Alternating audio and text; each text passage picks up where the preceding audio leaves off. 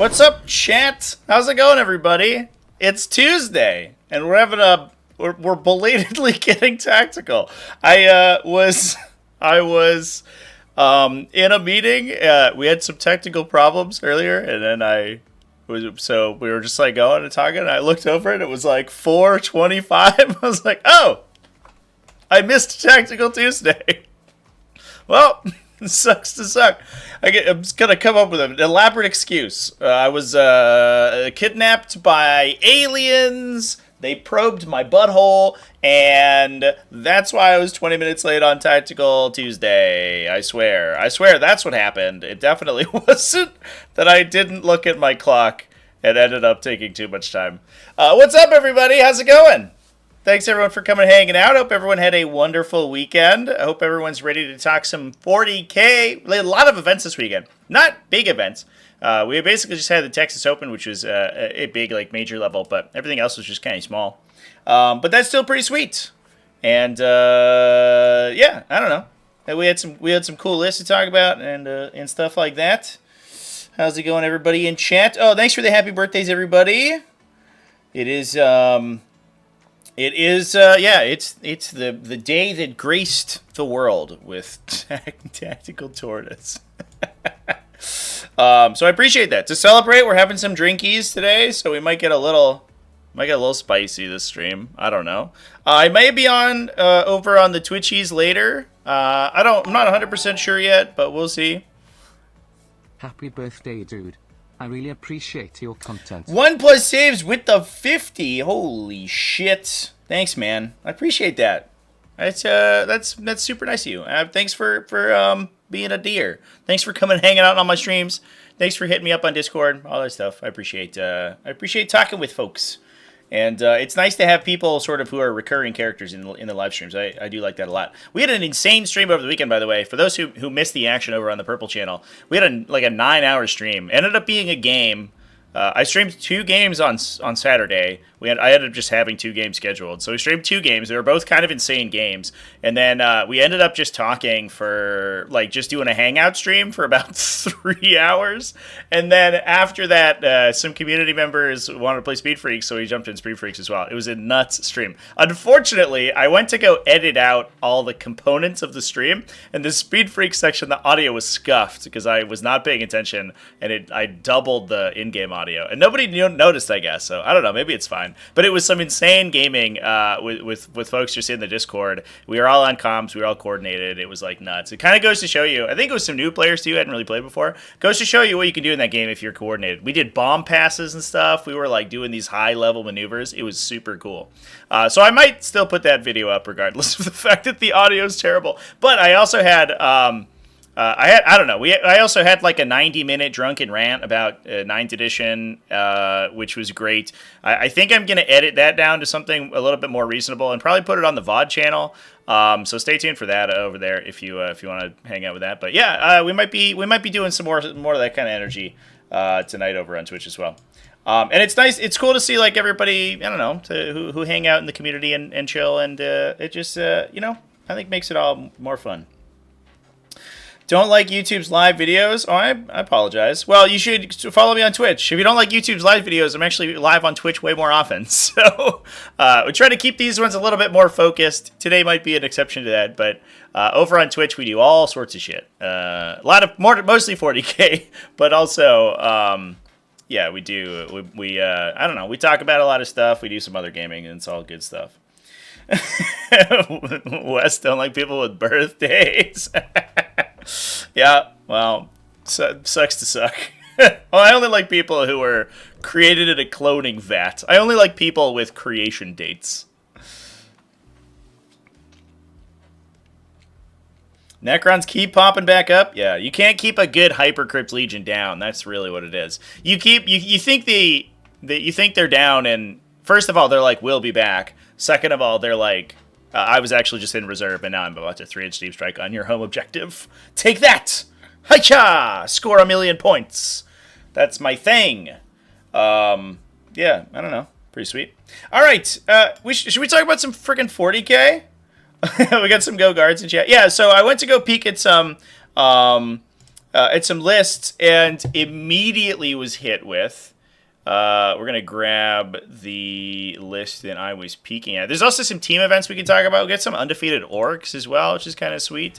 I was immediately hit with just 1,000 Rogaldorns, and I hope that Best Coast didn't lose my place here. With the lists that I was looking at X and 1. But it might have. No, not like this. We'll talk about some teams, because we did have some teams going on.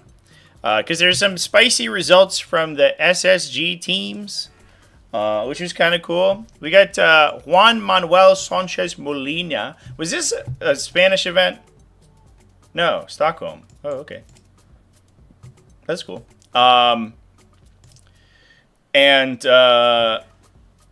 Yeah, 5-0 with Orcs. Big results, too. Obviously, this being a team event, Orcs typically get pretty good matchups, but really good showing from Imperial Knights, too. Like, it's much easier to smooth your matchups over, especially if you're a big scorer. But it's definitely cool to see some of these factions that we don't see sort of place highly, as highly, get some work done in the team format.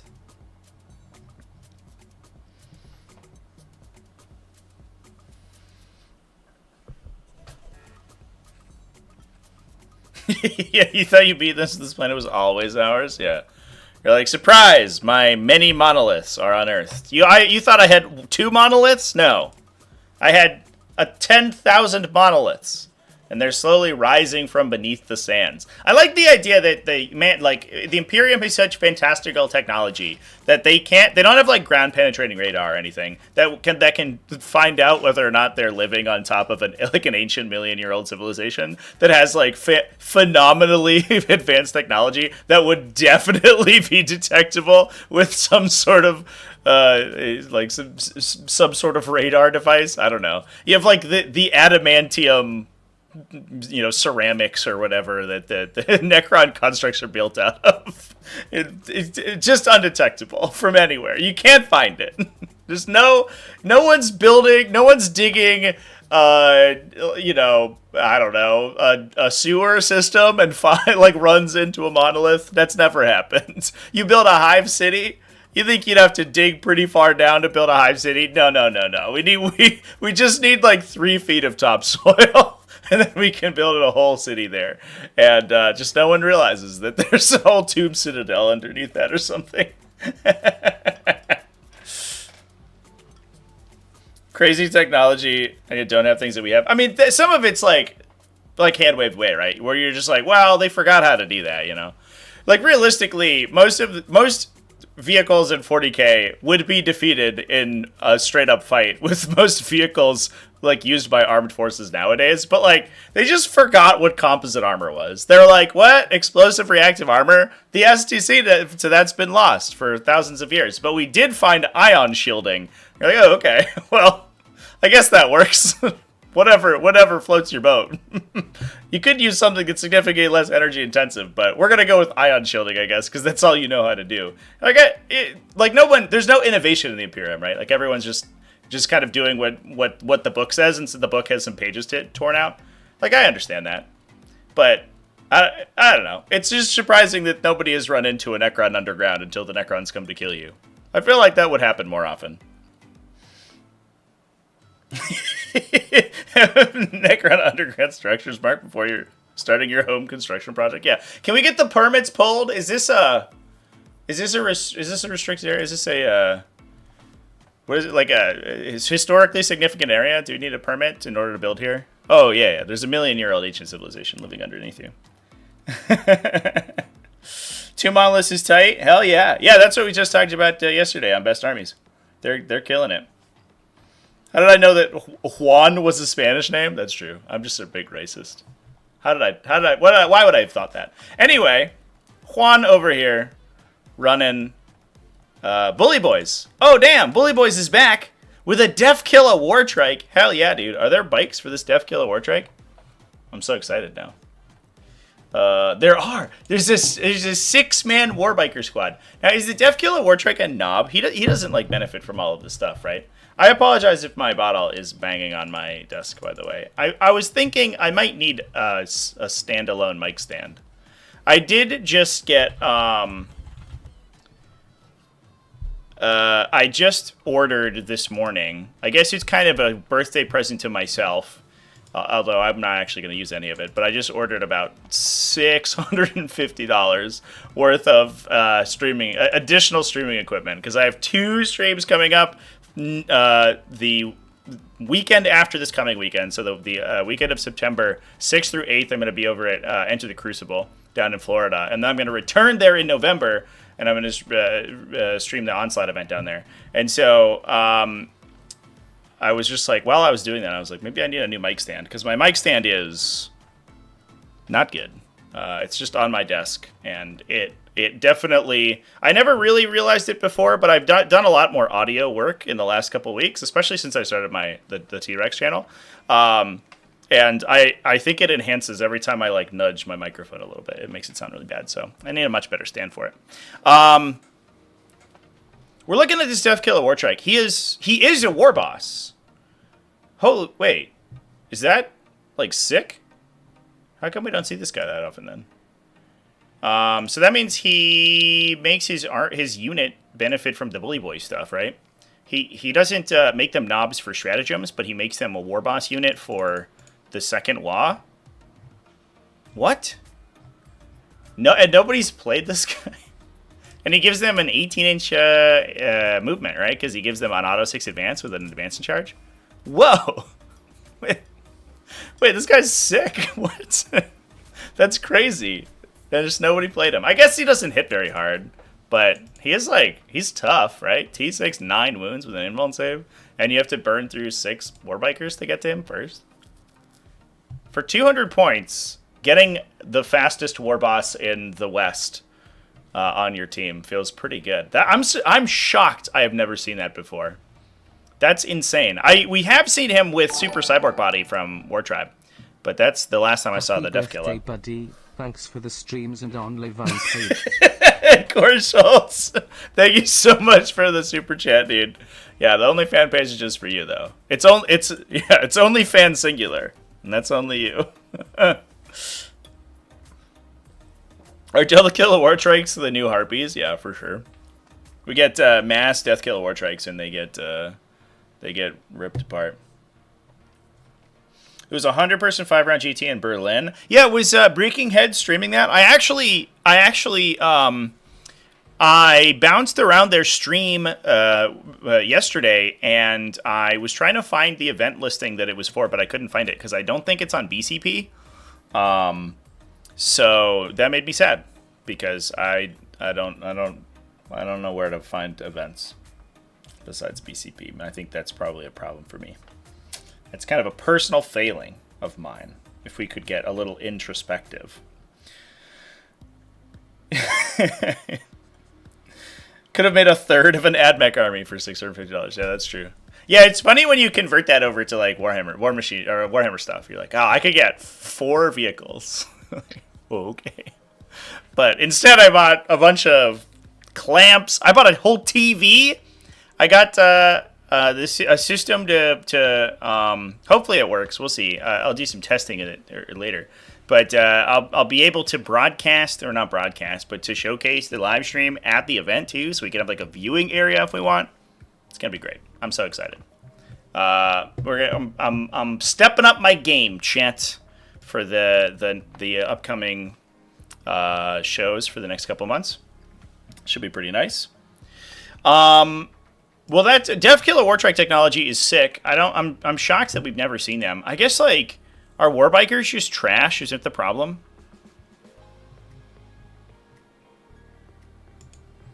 They're not that bad, right? They're like chop-a guys. They go to 4 attacks on the wall, right? 4 attacks, rank 5, VP1. It's like okay. And you get 2 power claws, right? You get like 9 power claw attacks between the 2 guys with power claws. It's okay too. I guess it's not a lot of damage for 200 points. But even just 150 for the 3 dudes and the war trike, because it feels like the power claw is where 90% of the damage of that unit's coming from. 150 points to have a unit that moves 18 inches and charges on your Bully Boys WA turn is like kind of nutty. I don't know, seems good, chat. I like it. Warhammer isn't too expensive a hobby when you think about it. Yeah, it's like I think it's a case of I don't know. Like the actual material you get for value is like a little bit lower. You're a bit like, oh, well, you could buy an army, and I think the time investment's different too, right? So like, how often you play a Warhammer game, right? I play with an army, and like if you include assembly and painting in the use case of an army, right? You'll use it for like a couple 100 hours, probably. You play a couple of games with it. You put a bunch of time into assembling it, a bunch of time into painting it. But, like, you could buy a computer for that, and, like, how much are you going to use, like, a nice computer? If you were going to spend $2,000 on a 40K army versus $2,000 a computer, you probably get a lot more hours of use out of a computer than you would in an army. Which is kind of weird to think about, but it's just, like, what you value for that. And then you consider that, like, a computer has a lot of very highly technical components in it, and rare earth metals and stuff like that. And if Warhammer army is literally just like injection molded plastic, like the value of the actual pieces is not that high. Like they don't hold like any intrinsic value, really. It's all emotional. It took you half a year to plug in your graphics card. Computers come painted. That's true. Yeah, I think I'm at the point of my life where I don't really consider painting to be like the fun of it anymore as much. I did start painting the other day. I'm thinking I might try to get my demons painted. If I go back to my face cam. And so I started doing some painting. We got this little guy. He's got some paint on him. He's kind of a test case right now. He's a printed Lord of Change. He's my one of my 2 printed demons. He's my second Lord of Change after my first one, if I ever brought 2. And I was trying to do like a thing where they look like they're on fire, but then I started it and I was like, I don't know if it comes across so well on these guys. I'm gonna finish off his wing and I'm gonna see how I feel about it, but I might just like quit the scheme. I was gonna do like they're like smoke and fire kind of deal, but I don't know. I don't know if I like it. The scheme I always fall back on is just black and red because it's like cool, and so the base coat's red. And if I do that and I highlight it a couple times, it just looks really good and it's really easy. But it's so boring and like rote. I don't know. This is my Bloodthirster, by the way. Here he is. He's so angry. And then we're going to do lava bases on everybody. But I've stopped and started painting this army so many times at this point. Like, I have individual models with way different color schemes. But I might actually try to get them painted for to take around with me.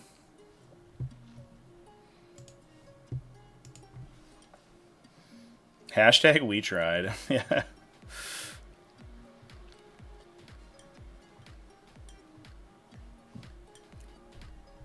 Takes so much time to paint a model. Yeah. I did start, I picked up contrast paints the other day. And, like, real talk, that stuff is legit, though. I didn't paint an army, but I did paint a Breachstorm team in, like, a couple hours, which felt pretty good. I don't think it works so well for greater demons, but if I were to do, like, a Space Marine army or an army with more infantry in it, I would for sure do contrast paints because it does actually take a ton of time out of it, especially the base coating and like highlighting like base coats and armor plates and stuff like that. That's where a lot of like random time goes that you can just sort of write off with contrasts.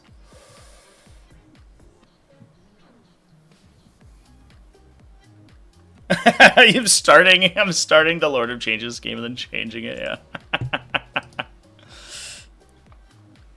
Misfit working on some Genestealer cards? Oh man, that is an army I would contrast paint. Holy fuck. That's so many models. I played against Genestealer cults on stream the other day, and dude sits down 30 bikers. It's like, whoa, that's a lot. There's 30 bikers and there's still like 40 infantry in the army and a bunch of vehicles. It's like, okay. That's too many models over here. Looks pretty, but not fire from so much. Yeah, I haven't highlighted all the way up to the edge. I go up to like a yellow, but I don't know if I'm getting like the impression across. It might just be that because I'm trying to apply the effect to an existing like structure and something that's like obviously not fire, it's just never gonna look like that, and it would just look like orange flesh. I think I would need to maybe do it like way subtler and do like little speckles of it or something, but then it wouldn't really look very good. I don't know. It wouldn't. It would be a lot of not color on the models, which I don't think looks great. Let's talk about some Tau Empire, chat. Max Goldberg, or is it Goldberg Max? I can never tell. Sometimes they switch their names around. I'm gonna go with Max Goldberg, and hope that's correct. And if Max wants to jump in the comment section and tell me off for not getting, or if Goldberg, if his name is Goldberg, then come at me, bro. I guess. Let me know down below. Please add engagement to my video. He's rocking a Cao Yan, Commander Farsight, Dark Strider. Farsight and a Cao Yan's really cool. He does give you, I guess, like, he's got his 2-shot plasma rifle shot. That's good with sustain too. And I guess you could use... There's no Exemplar here. Oh, there is a... Excuse me, there's an Enforcer Commander. No, just kidding. There's an entire non-epic hero section. Yeah, all right.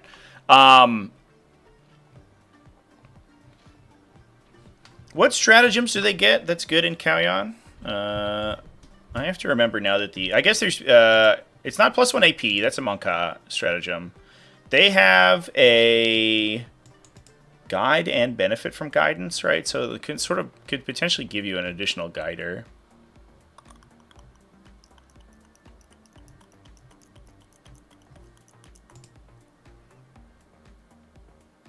Oh, poor Wikipedia. Oh, it's just time. It's literally timing out right now. You can make me go to 39K right now? Is that what's happening? Jesus Christ. This is what the times we're living in, chat. Yeah, so you get the guide and benefit from guidance. You could Tempting Trap for free, which is kind of cool.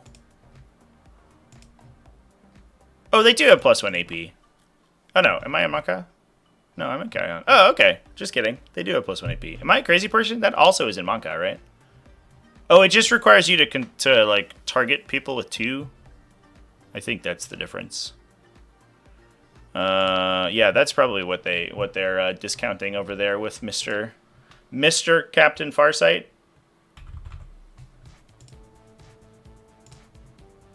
Yeah, the +1 AP in Monka is that you select 2 units, and then they can only target the 1 unit.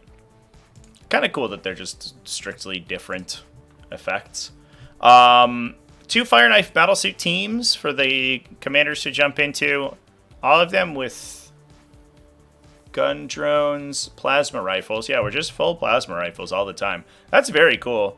It gives you a lot of like anti-heavy infantry too. It's pretty good into sisters. It gives you kind of a longer range gun to clip away their little units, their little utility units. And then if like Morbin Val ever shows her ugly face, you can just vaporize her with a bunch of plasma rifle shots, which is like perfectly statted. You really want that like high AP. Like AP3 ignore cover, puts her on her invuln even through Armor of Contempt, and you're winning on 3s.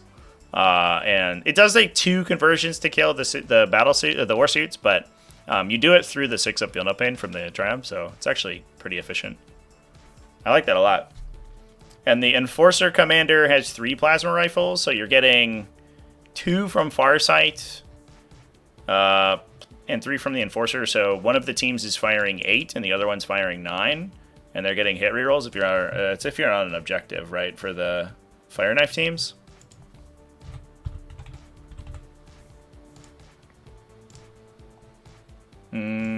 Oh, at starting strength. Well, that's a little bit less useful, but still pretty good.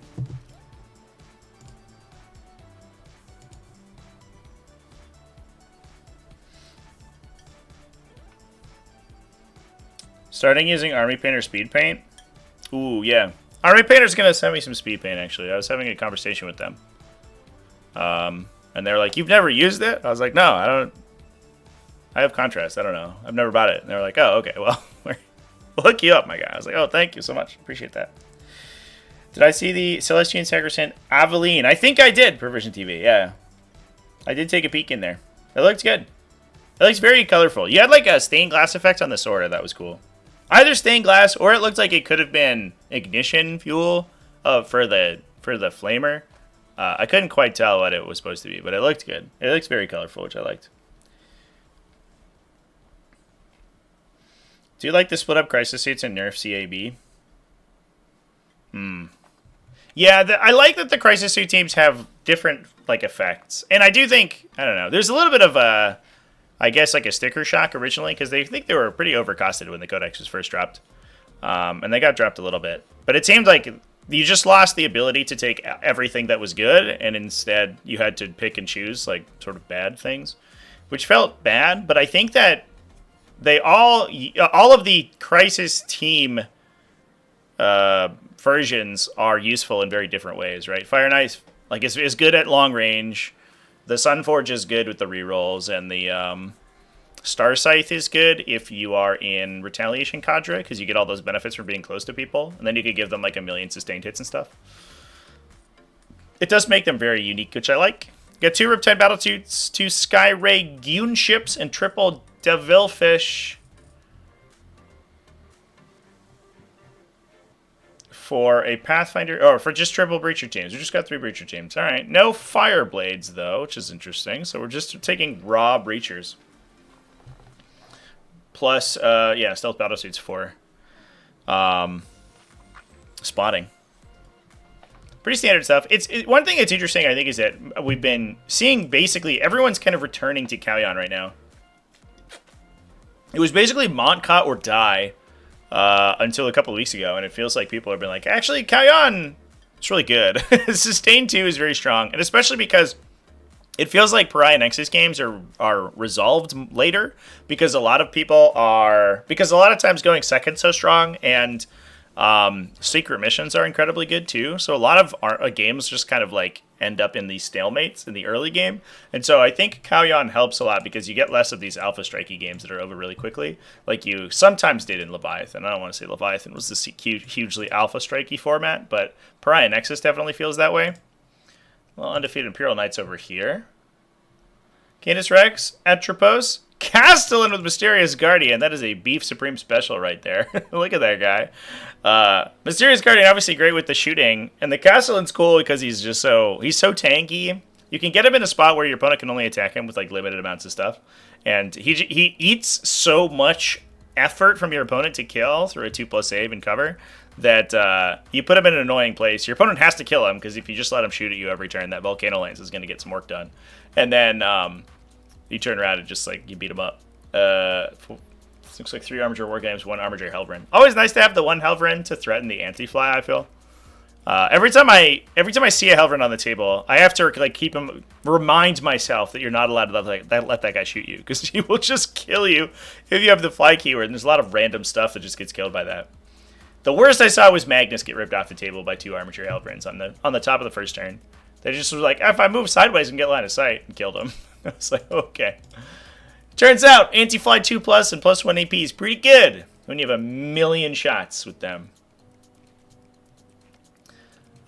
Speaking of Necrons, did have some high-scoring Necrons in a Hypercrypt Legion. Double Lokhust Lord. Wild. Any chicken lists? Which one's chickens? Is it the...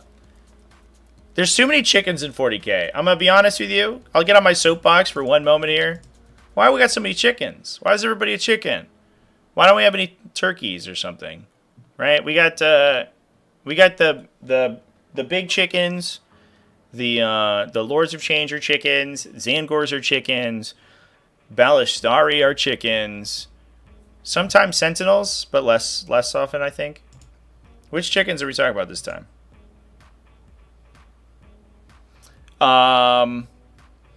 Double Lokhust Lord, double Immortals, 3 units of Flayed ones for the Deep Strike with Lich Guard. 2 units of Lokhust Destroyers. What's fascinating is that we're playing Hypercrypt Legion, but neither of these is an Arisen Tyrant. Oh, because we have Lokhust Destroyers. What am I thinking of? We're not putting them in Heavy Destroyer units. We're just using the Locusts. So they get rerolls on enemies and objectives anyway. So you basically get like a Risen Tyrant, but from Wish. +2 Doomsday Arcs. The volume of these little infantry units is so interesting. With the double Lich Guard, I kind of expected to see Immortals in here, but...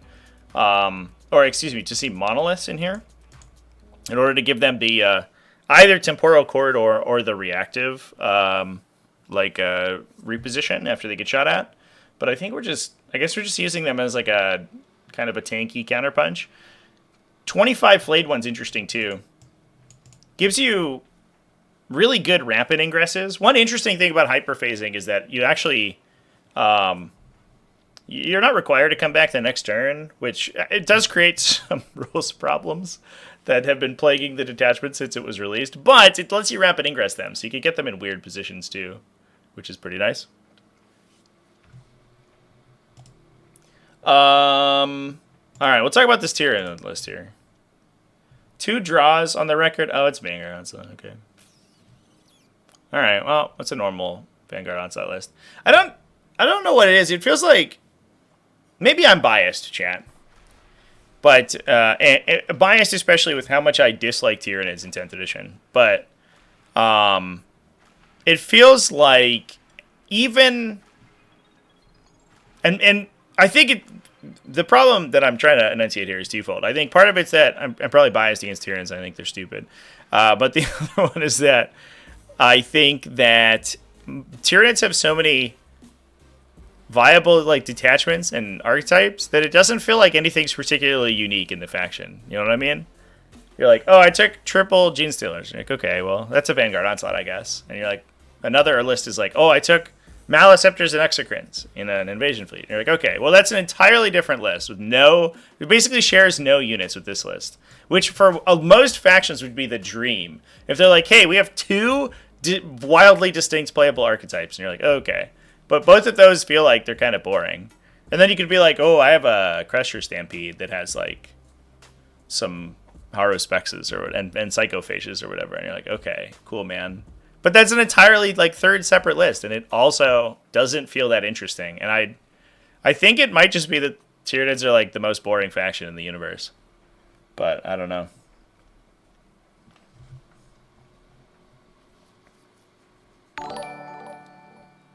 Hey, Bobby Soda with the gifts. Thank you so much. Appreciate that. Misfit, Aura, Black Wolf 0009, Armando Gutierrez, and Ill-Tempered Fireblade. Congratulations on getting all your gifties. Appreciate that, buddy. Thank you for the gifted memberships. Cheers. Spaceman, as a Tyranids player, you feel this? Yeah, man. Same page, buddy. I don't know, dude. I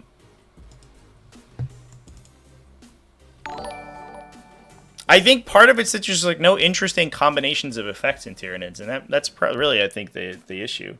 Is like sometimes everyone lives running 50 Termagants. Yeah, I mean maybe. Like 50 Gaunt units is like pretty good.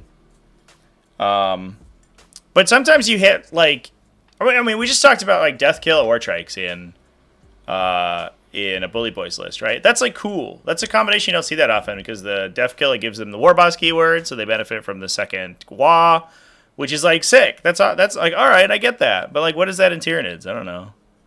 Like we put a winged Tyranid Prime in a warrior unit so that they're Vanguard invaders. Yeah, all right, cool, sick. Now they punch good. Oh, okay. Yeah, like, I don't know.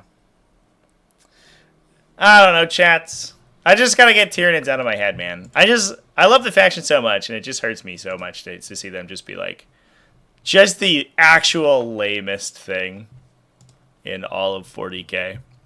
Let's take a peek at the Texas Open, chat. Unless somebody has a link to that Berlin event, and then we can take a peek over there. I would love, if any Breaking Heads people are in the chat, hit me up. Hit me up with that link. Unless it's on their YouTube channel and I haven't looked it up, which would be embarrassing. Most factions have that problem. Probably just played way more Nid, so it feels worse. Yeah, I mean, maybe. Like, I don't know. It also feels like... through 10th edition, I've like, I don't know, branched my play a lot more often. And I've played a lot more factions than I think I ever have in any edition previously. And it feels like you can have basic bitch combinations, right? Like, everyone and their mom's got a fire discipline in their Gladius task force. Like, oh, okay, cool. But it's because of the way Space Marines work, it's applicable to so many more units, right? So you could be like, oh, are we going to fire discipline aggressors, eradicators, hellblasters, Stern Guard veterans? Like, all of those, maybe not the Stern Guards anymore, but all of those either are or were at one point extremely viable. And like, what, even though the combination is really like played out at this point, right? You're like, oh, cool, you did a fire discipline on an eradicator brick. It's like very powerful and interesting, and like creates interesting game states where like it's this unit that you're like, oh, it's got so much worth and you have to answer it and stuff. Happy birthday. Stayed for the 30 Genus Tealers last long. the Genus Tealers. Ryan G, thanks for coming in, man. Thank you so much for the super chat, dude. I appreciate that. Fire discipline intercessors. Like, you could do it. I played an entire fucking tournament with fire discipline terminators, dude. And it was good. And it was like, it's like, well, that's a boring list, but also like the effect is really interesting and cool. And what is that in Tyranids? What's the equivalent of that? Like, oh, you get -1 leadership, so you might fail your battle shock check even more and get +1 to wounded against from a Neuro Tyrant or a Neuro Lictor. Like, there's just nothing. It's just like, it's this wasteland of interesting interactions. I don't know, chat. I guess it's Moloch's like uppy downying a bunch of times. So I do feel, I don't know, it feels like interesting when you surprise assault somebody, like, or you surprise ambush someone like 4 times in Vanguard Onslaught, and then they pass all their battle shock checks, and then you want to cry.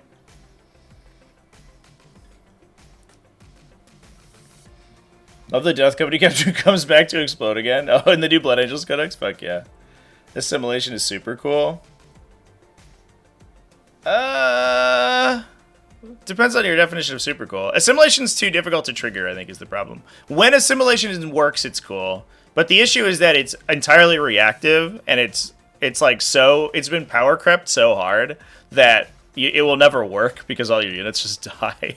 Like, my whole detachment is based around my opponent attacking my army and not killing it. Except I'm playing Tyranids, and everything has a below average defensive stat line. So I just die. It doesn't matter. Everything gets one-shot by everything else.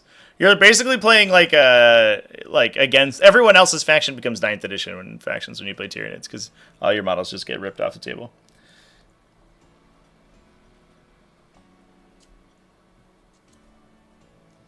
Assimilation's mid. I think it's lower than mid, to be honest. Miss Old Crusher Stampede. Most fun you had playing Nids. I think Crusher Stampede was fun, and like, if you're a Timmy, Crusher Stampede is very fun. It was a little, I don't know. There were some situations where it was like a little bit abusive, I think. Because you would just like ram, it would just like, oh, here's a Demacron. I'm gonna place it directly inside your cheekbones, and then he's gonna do mortal wounds and stuff, and you're gonna explode. And like, to some extent, like, it was fun, but it was also just like very straightforward. I played the Harry Dan Crusher Stampede. That was the one that I really liked, because that one was like just bizarre, bizarre garbage. Or if Crusher Stampede was just a bunch of Hive Tyrants, just nothing but flying Hive Tyrants. Very good. I love that. We got some Astra Militarum to talk about. I didn't put Astra Militarum in the thumbnail, so we'll see how we do. There was a list with nothing but Rogaldorns in it, and I wanted to talk about it, and now I can't find which event it was in because I didn't note it down. I'm so bad at my job, chat. We have a Cadian Command Squad, some Gaunt Scouts, Lord Soil Leontis, a Militarum Tempestus Command Squad, Iron Hand Strachan! I love him. With Catachin Jungle Fighters. Is he in the Catachin Jungle Fighters? Here's the thing with Iron Hand Strachan, chat. He is wildly underplayed. I don't really understand why nobody plays this dude, because he's nuts. He's 55 points. He has like full hit and wound rerolls on the charge. He has an like anti-monster 4, like 6 2-damage attacks, and 2 orders to any regiment infantry. So you can use him just as an order caddy, and he's worth the 55 points, and then he also kills 5 Space Marines on the charge. Like, the dude is cracked beyond belief, and I'm shocked he never gets played. The thing that's really nice with him... Oh, here's the Rogaldorns. We found them. The thing that's really nice with him is that he turns on transport play really nicely because he's really cheap, and you can disembark him to like do out of phase orders because you can jump him out of a transport and then do end of movement phase. You do your like end of movement phase like sub order step, and for 55 points and not being Ursula Greed, he's like a pretty good outlet for that. But not too many people play him in that capacity. I think I talked about that on my video yesterday. There was an interesting Torox Prime list with where you could theoretically, if you didn't need Ursula Creed to discount reactive stratagems, you could use her offensively to like push up with the Torox Primes, disembark their command squads and Ursula, and then double order all your Tempestus Scions in a turn. And it acts like the spike damage is nuts. If your opponent walks into it, you just kill them. Which isn't too bad. I don't know. It's kind of nice to have. And worst case scenario, you can just have her hop out of the transport anyway and issue her and just be a CP reduction caddy. Not we're doing that today, though. I think we're just playing Iron Hand Strachan like Iron Hand Strachan. We do have a Chimera for those Kaddish and Jungle Fighters to jump into. And to be honest, I don't even know what Strachan's leadership ability is. I think it's a melee bonus on the charge. Is that right? Which is kind of whatever. Lethal hits. Okay. All right. Good job, team. We get lethal hits, which I think it's not bad. It's not a downgrade, but it is anti-synergistic with the Kaddish and Jungle Fighter's baked in ability, which I think is +1 strength on the charge. It's +1 strength and AP. All right. So the AP is good. It's weird that you get +1 strength and lethal hits. That's kind of like a Lance and lethal thing from Blood Angels. You're like, well, we have this +1 strength, so it's easier for us to wound you. But also, we have this thing that makes us not need to roll wound rolls. I don't know. It's he could have... Strachan could straight up have just given them like hit and wound rerolls to his entire unit on the charge, and I don't think it would have made Kaddish and Jungle Fighters broken by any stretch of the imagination. They are still 1 attack. So, I don't know. It's a little weird. But he is good as a solo, as a little super solo. He's amazing. I love this guy. See, I think he's invulnerable save. He's got 4 plus invuln too, and 4 wounds. He's like he's 1 toughness below being a Space Marine character. Like, he's so nuts. I love him. Just punching people. He's just so mad. The guy killed the world in your games. Runs on Hive Tyrant, Angron, Warwalkers, and Land Raiders. Yeah, dude, it's crazy. Like, what is this profile? This character would get... It's funny. I think part of the thing is that he is so divorced from the like type of unit that, or the type of game plan that Astra Militarum typically plays, where you just don't do melee, right? You're like, if you have Rough Riders or Bulgrin, or you don't touch them in melee, it's fine. And he's so divergent from that, but he's like just so crazy. He could also just like let your transport scout if you don't want to put your guys in a transport. He's just got 6-inch scout. That's so cool. He hits harder than Herald Deathwolf. Yeah. Like, does Herald get wound rerolls? Like, he gets hit and wound rerolls. He hits harder than almost every Space Marine character in the game.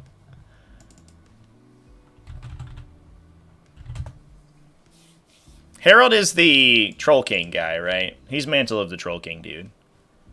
Yeah. So to be fair, it is a side grade, right? Because Herald has devastating wounds and 3 extra attacks. Or he has... no, he doesn't have devastating wounds. If he's super soloing, which he probably is, then he has 9 attacks instead of 6, but 3 of them are shitty. But Strachan rerolls everything. So Herald is better into like light infantry. Strachan is better into literally every other target. Like, there's an 85-point Space Marine cavalry character, chat. Iron Hand Strachan just kicks the shit out of him. Incredible. He's so good.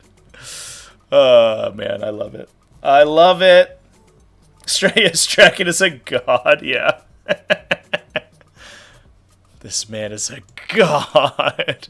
Yeah, It's crazy. You could just take him for a melee beating and it would be fine. There was like a period in time of like 6 months ago where most lists took these little, if especially if the list didn't have a lot of stratagems to use, which to be fair is not a problem Astra Militarum has. Astra Militarum just like burns its through its CP all day, but it does have a lot of it because if you're taking Ursula and Lord Solar, although this list is not. You took these little tiny characters specifically just to rapid ingress them into weird spots and like kill opponents' utility units. Like everyone and their mom had 5 Space Marines or like 5 Exaction Squad guys or whatever, and you would have like these little idiot characters, like these little. Karn the Betrayer got played a lot by himself. You'd see like individual Space Marine captains with no attachment units and stuff, and they would just rapid ingress off the table as you go kill people. And it's crazy to me that Iron Hand Strachan doesn't get played in that capacity. Because worst case scenario, he's a utility unit, right, for 55. Best case scenario, he just like runs one of your opponent's flanks by himself. This list was just talking about this list in particular. This list was running double Hellhounds, 1 Exterminator, so we get Ignore Cover plus 1 AP, and then double Rogodorn Battle Tanks to follow it up, plus the Tempestus Scion Brick with the Command Squad jumping out there. I guess one little piece of tech you can use. Do we have a? This is always an interesting question to me, is whether or not we have a command rod on that Tempestus Scion Squad. Oh, we don't have. Oh no, we do have a Militarum Tempestus Command Squad. Oh, it's a plasma pistol. Well, all right. Well, I don't get it. Because one thing you could do is you could use Strachan in the transport inside the Chimera, and then like move and drop him when you're dropping the Tempestus Command Squad, and then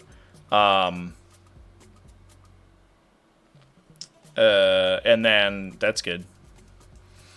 I guess also he does benefit interestingly from the Catachan Jungle Fighters. I guess like it's probably a situation where he is, if you're attaching him to the unit, it's not a situation where he's buffing the unit at all. They're buffing him. Because he goes to Strength 7 AP 3 on the charge with their buff. So he's actually, like, kind of goated. Because that gets through T12 pretty well with full rerolls. Yeah, no, I think that's actually probably the case. Is that you're actually just using him to benefit from their own buff by himself. Pretty cool list, though.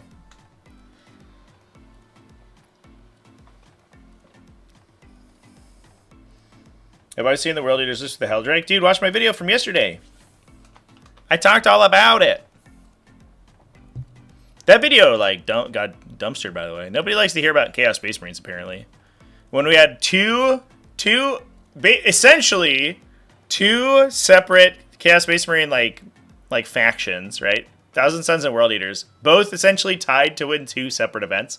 And then also, Emperor's Children had their first, like, big event win. And also we had Standard Chaos Space Marines win with a Chaos Cult. And, like, it's the wildest weekend for Chaos Space Marines. And everyone's like, fuck it, I don't care. I'm not gonna watch that video. Oh, okay. Thanks, guys.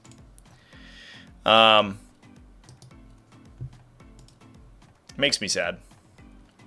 A little bit more from David Hall over here. This is mostly the same list. It is Leman Russ battle tanks instead of Rogoldorn battle tanks. So we get hit rerolls. But we don't get all those cool subguns. The little pulverizer cannons. Makes me sad.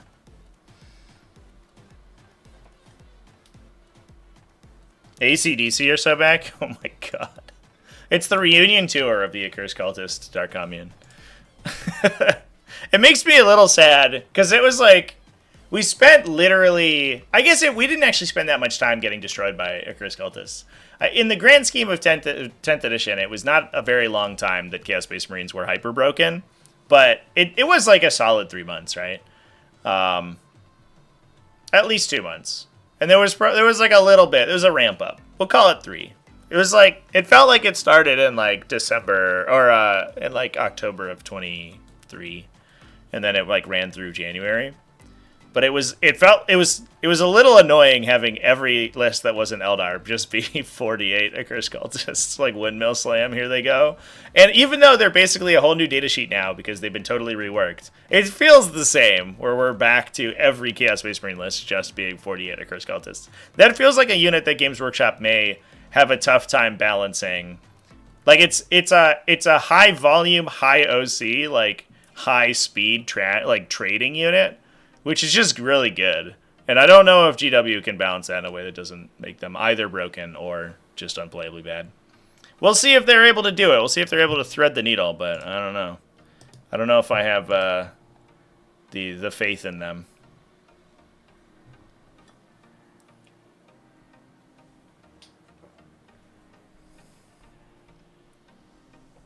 Wondering what the new roadmaps will be like?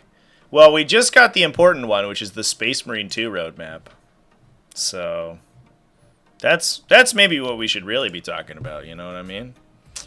I'm a little sad because I'm going to be traveling next week, and so the Space Marine 2 pre-release, which I think is I want to say it's like the 4th, I'm going to be away. So I actually will most likely not pre-order Space Marine 2, not because I'm making some sort of moral grandstand against like pre-ordering video games. I think I will literally not be able to play the game until I come back from Crucible, which will make me so sad because I've been pining after this game for 2 years. Robert Moreland over here is rocking D6 plus 6 blast, ignore cover shots of strength 16, AP 4, damage 2 plus D6. What is he referring to here, chat? Is there a spoopy heavy in this list? There is. There is a Storm Sword. Let's go. All right. Which one is the Storm Sword? I have to look this up every single time because I cannot keep these super heavy straight. There are too many of them, and it makes me sad. All right, the Storm Sword is this the guy with the transport capacity and firing deck that has like an actual gun? No. This guy has a siege cannon. I could have sworn that one of these had a firing deck. I think it's the Doomhammer. And I think I talk about that every time I talk about these guys. It is the Doomhammer. It's melt to 6, but it always treats itself in half range if it's firing against a monster or vehicle.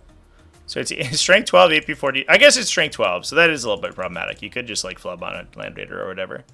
But it's also firing deck 12. Which feels to me like there's something here, right? This data sheet seems okay. Also, it's cheaper than the other ones. But we're taking the Storm Sword today.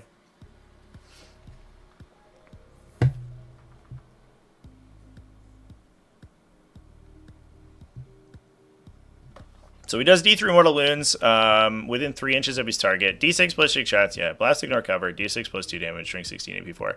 I feel sometimes like the weapon profiles on these the Imperial Guard super heavies are kind of unnecessary. You're just like, you die. It's like a strength D weapon, you know. It's like it's a power word kill.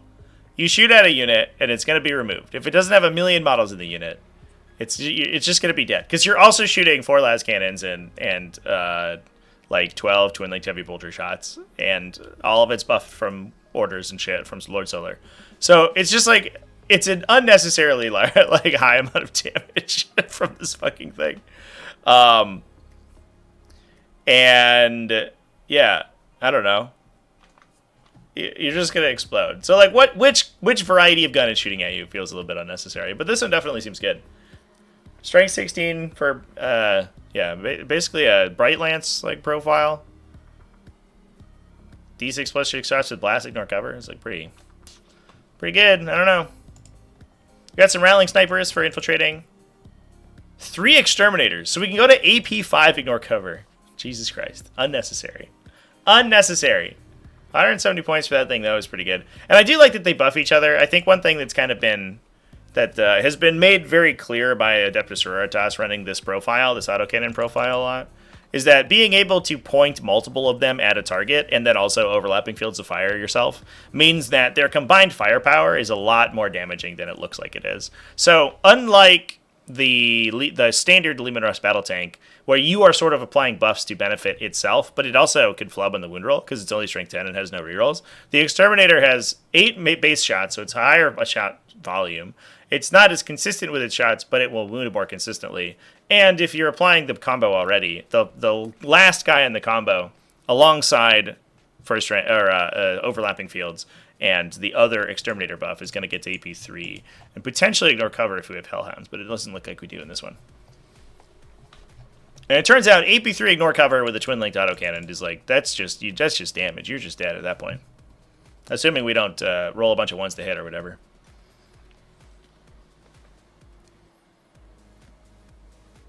You don't explode if you're a lone op? Well, then he's not shooting at you, right? Like, the attack sequence for most of the Imperial Guard Super Heavies is, I will declare you as a target, and then you die. The lone operative can't be declared as a target, so, unless he's within 12, and then you die. That's been my experience with those.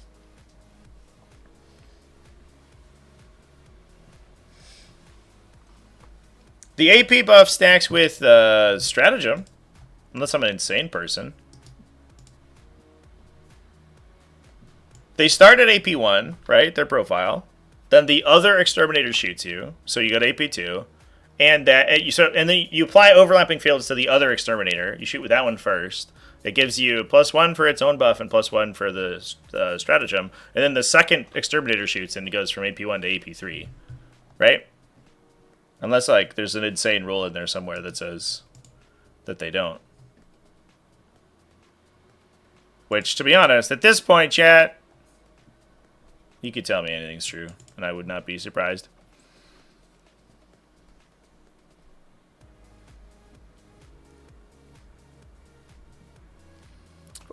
Alright, here's a little tidbit. Did you know this? Because I had no idea. Overlapping fields of fire does not apply its armor penetration characteristic benefit if you are battle shocked. What? Why? It's because it's the Imperial Guard thing. If you're battle shocked, you can't benefit from orders and stuff. So, but that's bizarre. That's a strange rule right there. Although, based on the core rules only, before they clarified what being affected by a stratagem meant if you were battle shocked, you actually literally wouldn't be improved because you could not be affected. But they clarified that to be targeted. Oh, stacking 2 Exterminators. No, I was talking about having 2 Exterminators shooting at AP3, right? Because the first one will set them up. The next ones will shoot at AP3 with wound rerolls. It is a little unfortunate that the Exterminators are a little unique, and this is another, I mean, Adeptus Sororitas bias over here. The Exterminator's +1 AP ability is strictly worse than the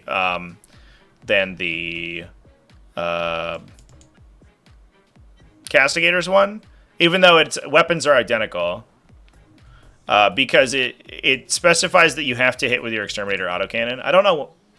They were like, hey guys, we're making a really big push to template our rules and to add universal special rules into the game. And then they added a bunch of identical effects that are different by 1 or 2 words, which is the classic GW bullshit that they always do. Why is the Falcon's fire support 1 word different than everyone else's, even though it's the same named ability? I don't know, because go fuck yourself, that's why. And they've like made them all slightly different. You have to remember all of the minutia. The Castigator lets you apply the buff from any weapon.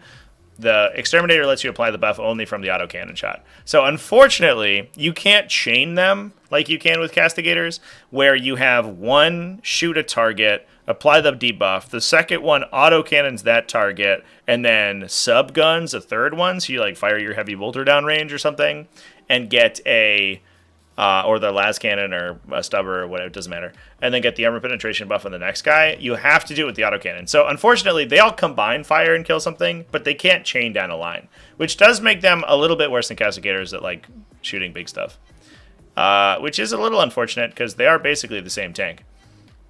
I guess you pay 20 points to have less guns and worse shooting, but be slightly harder to kill. But it feels like they should have the same ability. I don't know. Maybe that's just me. People forget they fall apart when they're battle shocked, yeah.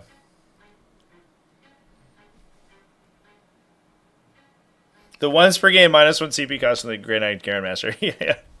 Like, I'll be honest, I think every time I've commentated that dude on the table, I always, like, overvalue that ability because I forget it's once per game. I just think he's like, oh, he's got Rites of Battle. That's cool. Nope, once per game Rites of Battle. Why? Why is he like that? I don't know. Very weird. Just make it Rites of Battle, then he'd be playable.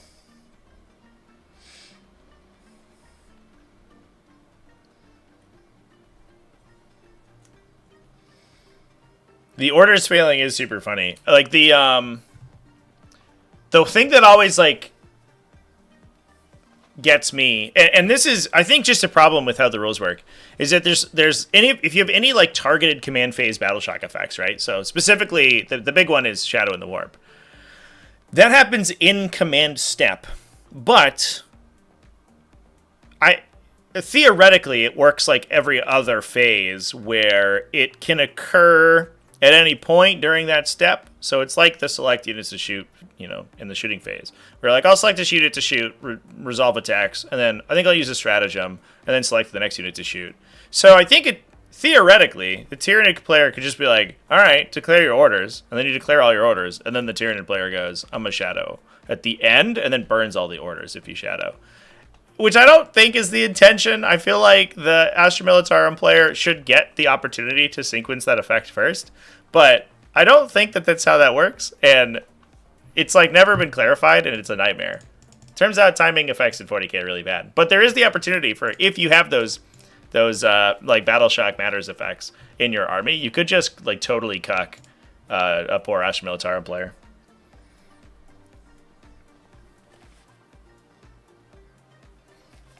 Basically, it only works on dev wounds or interrupts, yeah. Just make it Rites of Battle. That dude's not even played anyway. He's not even played as much as the like the lieutenant guy, the brother captain, for whatever reason. Some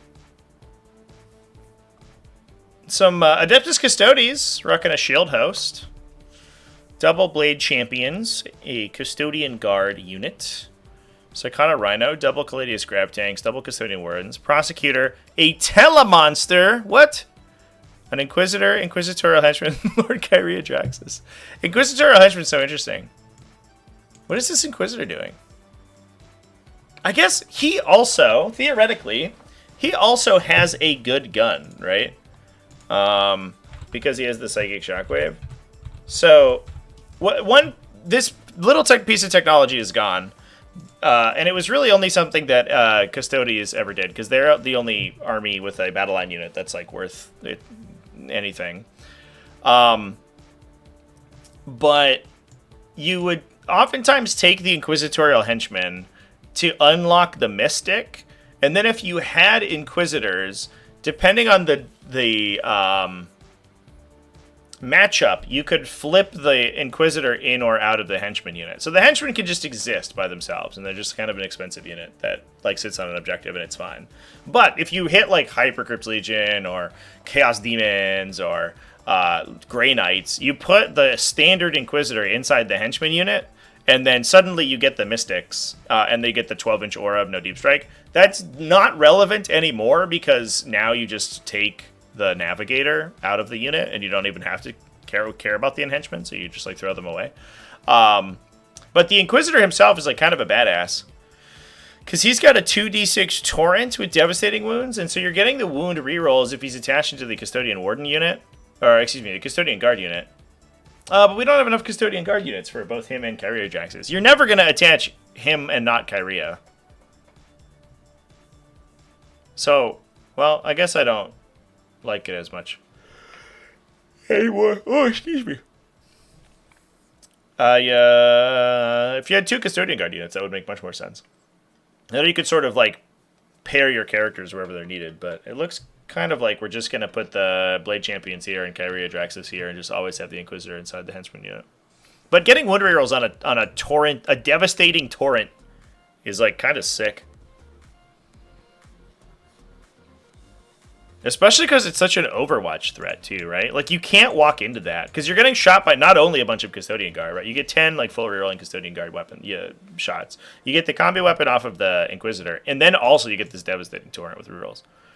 And the rerolls are contingent on the Custodian Guards being on an objective, so you're threatening a lot more with it than it feels like you would with a unit of like Rubric Marines or something.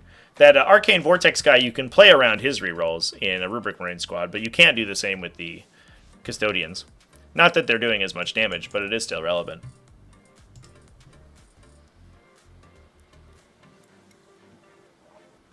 Cool. That's a cool unit, though. I would like to see more Inquisitors played. Maybe we will now that the Codex is out. Now that frickin' Kodiaz has an ignore cover on his stick, they have 2 different ways to get ignore cover in Imperial factions now. It's nuts.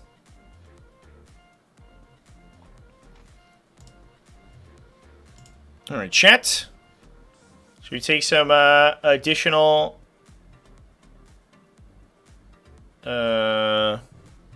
meanders through the metagame? Hammer of Wrath GT. This was the Thousand Suns show. Kenneth on Yabor, rocking some Tyranids, an invasion fleet. Old One-Eyed Neuro Tyrant. No Hive Tyrants. Who needs them? Free CP? Get it out of here. That's trash. It's trash, I tell you. I wish the Hive Tyrant was a little cheaper. I wonder if, I almost feel like the Hive Tyrant profile is so funny, because it feels like it would be broken if it was cheaper. But it also feels like you want to combo him so hard, but he gets to like 300 points really quickly once you start adding enhancements. I almost feel like you should just give him a free enhancement. Just be like, he's not cheaper. You still have to pay the 2 of 40 points for him. You can't take a cheap Hive Tyrant. But if you do it, you get a little free enhancement. That'd be sweet. Because it does feel like an invasion fleet, perfectly adapted, is so nuts on that guy that I just want to take it every time, but it's so expensive. We'll look for some Black Templars, champ. I promise. We get some Carnifex, or 1 Carnifex for Old One-Eyed to jump into to give his rerolls. Little scary, because there's a potential he just loses his Carnifex and suddenly he paid 125 points for literally nothing, but it's probably fine. The Carnifexes are just hard enough to kill, especially with rapid regen that you don't really want to have to do it. Double Exocrines, double Haruspexes, triple Maliceptor, a Rupture Cannon, Tyrannifex, and a Zone Torpedo. This list is no chill. Triple Maliceptor up to table behind 2 Haruspexes is crazy. Plus Exocrines in the back. Just bring it down against me, please. Plus double Pyrovores in the Neurolector. Crazy stuff. That's good. Alright. I promise Black Templars. We'll have to take a peek. Because I don't know off the top of my head if we have any just waiting in the wings here.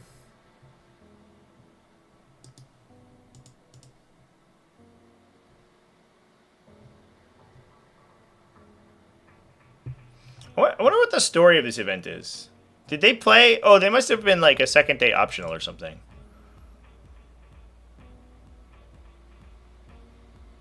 It also lists itself as being a one-day event, which makes it seem like it was an Iron Man. Oh no, League Finals.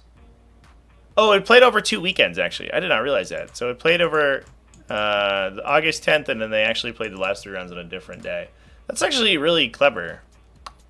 I don't think most stores would go for that, because that's a lot of like upfront kind of space requirements, but that's really cool.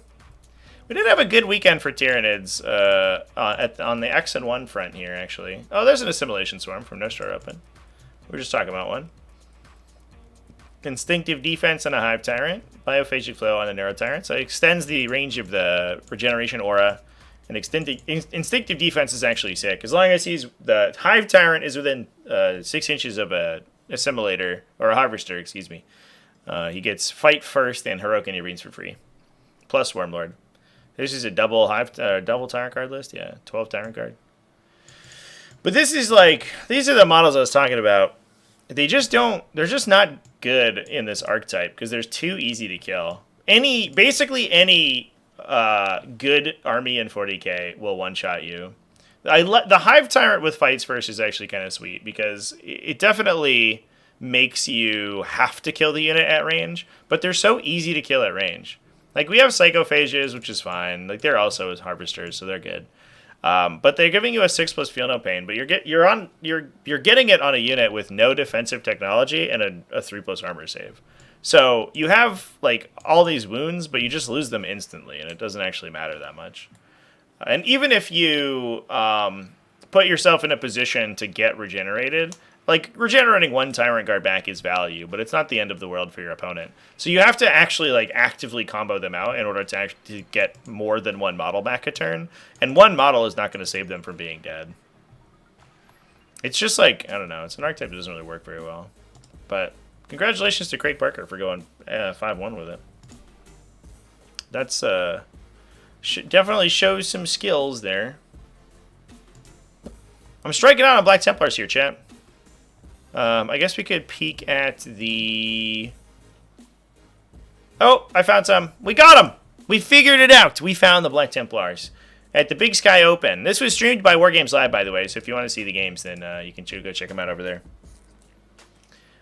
Tristan Gifford with a Righteous Crusaders list. Got a Terminator Chaplain with Tannhausers. So we probably have a really tanky Terminator Assault Squad.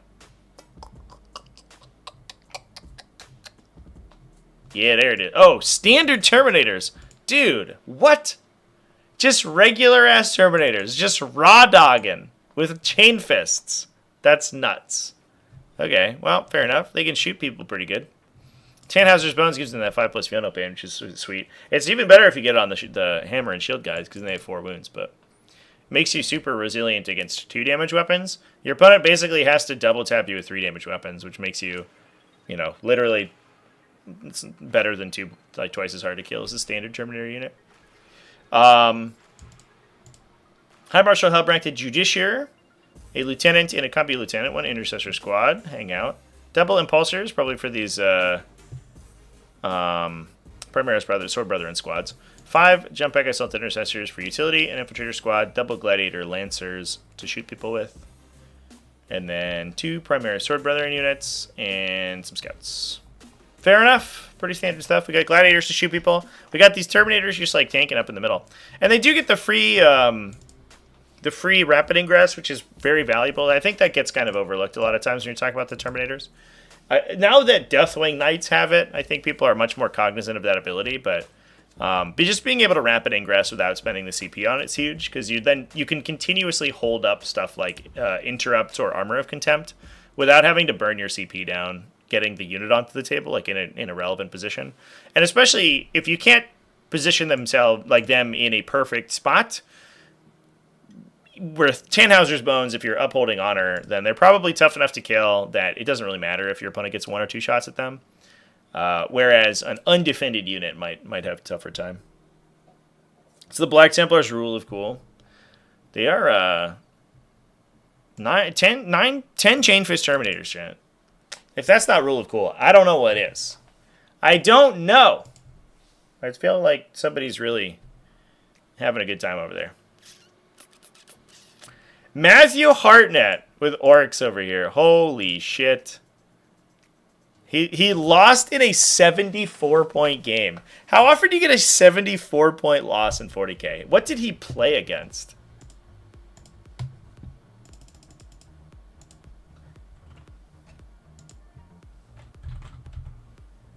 Chaos Demons. Jordan Gledel.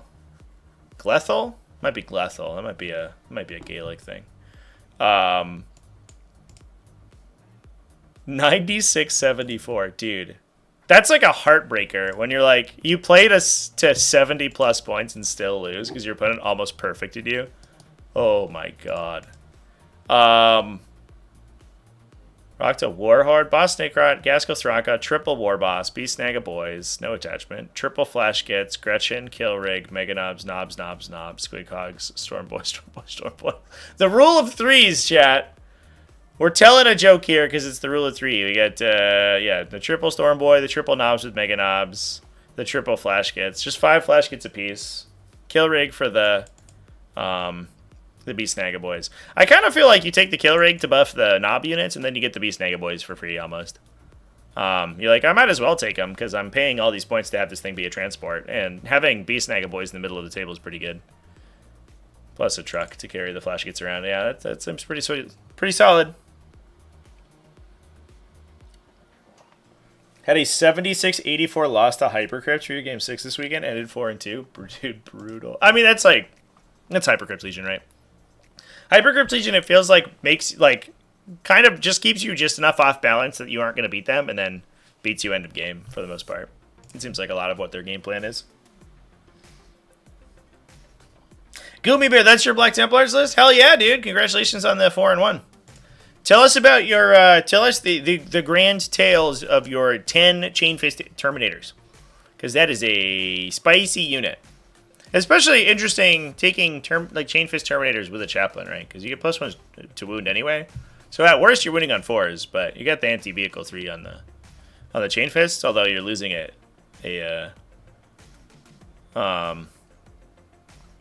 point of weapon skill with it. But if you're mostly using them just to tank and shoot, it doesn't really matter. Let's also talk about these Chaos Demons. I want to talk about the Chaos Demons that got some crazy scores early game. Lost in the finals, it looks like. To who did they lose to? Adeptus Sororitas. Yeah, that matchup's trash. That might be one of the most one-sided matchups in 40k. It's insane. That can't be totally true, but it's so brutal to play.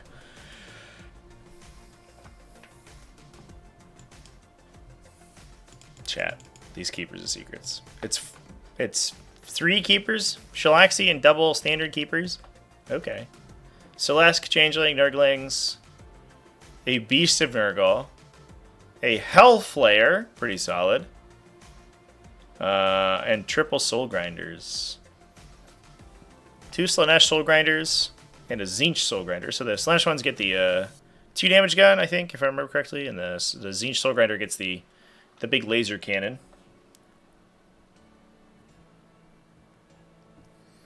Figure changes because they look cool. Dude, literal rule of cool. That's what we were talking about. That's so funny. Chainfists do look cool, man. They look like a piece of construction equipment, and I'm here for it. They're like, hey, I'm about to deconstruct your Land Raider, my guy. Enjoy that. The Demon Army was gorgeous. You know, when people name their characters, name all of their units, you know there's a level of commitment to the army. When you name them Fudanari, it kind of throws a wrench in there. I was like, well, what do I think about this? Is he a silly goober, or does he actually care about his army quite a bit? And the answer, I guess, is a little of both, probably. But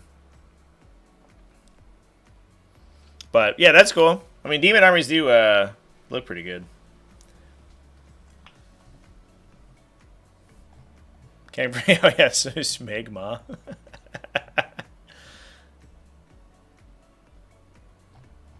Gross.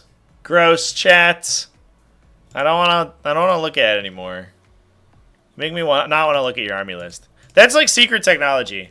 If you make your army list physically repulsive to your opponent, then they won't want to actually read what's in it, and you'll be able to get them. That's I thought about that for a hot minute. There was no rule in back in my War Machine days. There was no rule that actually dictated how your army list had to be written. So I was like, what happens if I just write everything in the incorrect order? Like, usually you wrote it with, your leader at the top, and then your Warjacks, and then all your other stuff. And I was like, what if I just wrote my leader in the middle somewhere? So nobody knew what my armies had. The worst I got was that somebody's handwriting was so bad, I literally mistook some of their units for other units. And then they surprised me, because they had, were like, oh, my army does this thing. And I was like, what? Why? I couldn't read your army list. I just assumed. Tyser Nelson over here, 4-1 with Death Guard. Putrefier, Blightspawn, Lord of Contagion. Been a little while, my guy, with a Shamblerot. Another Lord of Contagion with Deadly Pathogen. Are we axing people questions over here? Are we just hitting people with the big axes? Typhus with the Man Reaper and a Mortarion. Big Plague Marine squad for the Mini Marines to go into. A Land Raider. Oh, we asking people some questions. Oh my god. A Land Raider, double Terminators. 2 Mephitic Blight Haulers, a Plague Wish Crawler, 20 Poxwalkers. So we actually have the Poxwalker brick with Typhus too? That's sick. It is not often you see that. But we have a Land Raider full of Death Shroud Terminators with characters in them. That's crazy.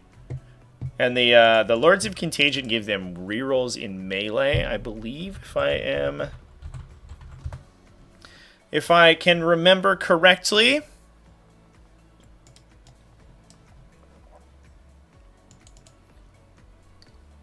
Yeah, reroll the hit roll in melee. And then that's a unit with all lethal hits. So you could fish for big money if you're looking to just get damage through. 2+ weapon skill with full rerolls gives you pretty good conversion on your rerolls. So you probably don't miss too many attacks just fishing for lethals, but you get lots more lethal hits than you would. And then he can bleed on people. That's cute. I love that. Plus he's 3 damage. What a baller. Not often you see a Land Raider, chat. A Death Guard Land Raider. I love it.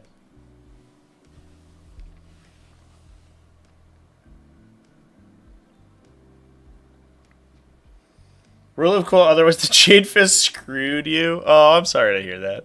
Yeah, I would rather have just had the Power Fist with the +1 to hit. Yeah. Understandable. The other thing, too, is, like, I guess a lot of times you're probably just going into whatever is Oath of Momented, so it probably didn't matter too much. But, yeah. Oh, I got to play on Joe's stream, too? Hell yeah, dude.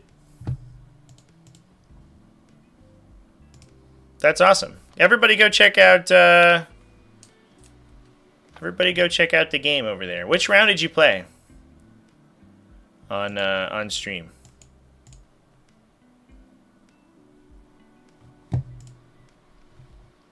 So that we can narrow down the round over on the War Games live stream.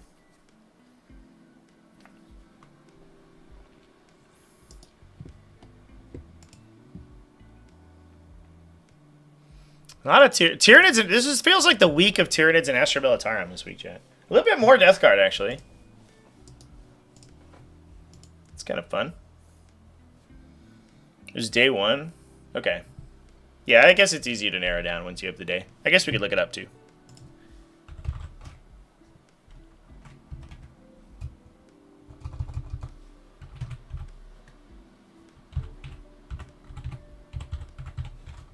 YouTube, like, autofills everything ever except when exactly when I needed to.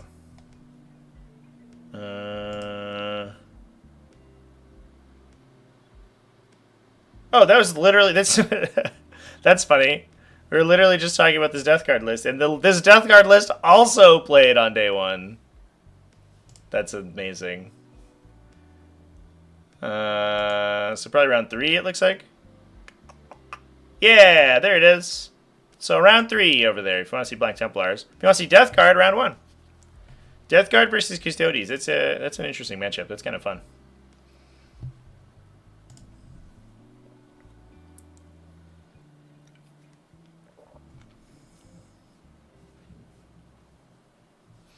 Well, there you go, chat. Go check those games out. Yeah, we found more Death Guard. This just a Death Guard, a Plague-a-Palooza today. Got a Putrefier, double Icon Bearers. Dude, everyone's in on the Icon Bearers right now. It's so funny. That Pulse of Contagion is super useful. You just like pulse out to 12-inch contagion range early game. It's just incredible. Plus a Foul Blightspawn, Lord of Contagion, Malignant Plaguecaster, Tallyman Typhus. We're just taking one of everything. The Fetid Variant is here in force. A 10-man Plague Marine, 1, 2, 5-man Plague Marines, another 10-man Plague Marine. So 30 total. We do have 20 total, excuse me. No, 30. It is 30, yeah. We do have 2 Death Guard Rhinos to get them to the table. 2 Annihilators. Not even Destructors today, chat. We're taking the full-on Annihilators. 1 Plague Drone. 6 Death Shroud Terminators for the Lord of Contagion, I guess. Plus some Cultists. And a Hellbrute. Oh, wow. So we have double Icon Bearer and a Hellbrute. You want something Contagioned. Mr. How'd y'all doing? How'd y'all Donald? Howdy y'all? Howdy y'all Donald? He's making it happen. He's able to contagion whatever you need contagion. Do you ever feel that somebody should have a bout of the cold? You ask Mr. Donald over here, and he'll get you. He's got you, dude. Been rocking the Icon Bearer too. That's so interesting. Yeah, it felt like it kind of came out of nowhere. We talked about it like 2 weeks ago, I think, because a Death Guard list ran the Archon Bearer, and I was like, oh, that's cool. That's some cool technology. And then literally every list has had them. It seems like, I don't know, it gets around that weird problem that Death Guard often have, where they're like, all their combat math is based around their contagion, and he just lets you be like, hey, man, you got this, dude. I believe in you, buddy.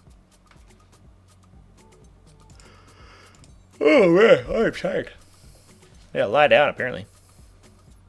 We got Angrod, Lord Invocatus. This is we're back to Big Sky Open. Brian Schwinger rocking some Berserker Warband. How many 8-bound do we think we're bringing? Probably 6 units. It's 5. Nope, 4. 8-bound, triple Exalted, triple Chaos Bond, double Forge Fiends. Absolutely love it. I love to see the Forge Fiends in this list, chat. I think it's so big. I think World Eaters players do themselves a disservice not taking guns. You just get so much value out of them because your opponent can't afford to shoot them. One thing, like it's one thing to have a gunline army where exposing guns means your opponent shoots you back, so you don't always get value out of it. But World Eaters have to close the distance so quickly that most of the time they move themselves into a very aggressive position anyway. And so like your opponent's like, well, I could shoot these Forge Fiends and stop them, or I could kill Angron, who's about to kill half my army. So I should probably kill Angron, and then you just get a second turn of shooting with the Forge Fiends for free. Plus, they're super fast in Death Guard as well. They move 10 once you activate +2 movement, and they're weird lines that they get are super way wider than you expect. I actually think that's really good combo. So anyone tried 30 Khorne Berserkers? Yeah, people have played like mass Khorne Berserkers in Rhinos, and I think just generally the 8-bound are more efficient. Like between Invocatus and the standard 8-bound scouting, you can scout so much stuff that you don't really need like the Rhinos to deliver them, so they just get there, and they hit like astronomically harder and need much less support than the Berserkers do. Which is why you typically will see like 1 to 2 units of Berserkers, but you very rarely see more than that.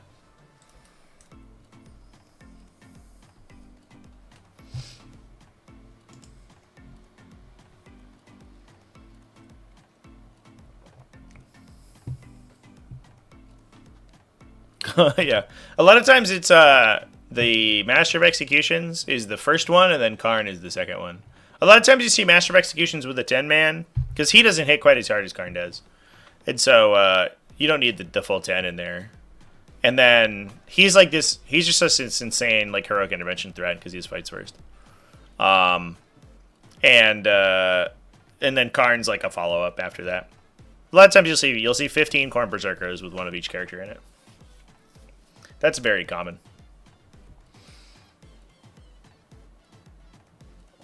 All right, chat. Anything else that we want to take a peek at?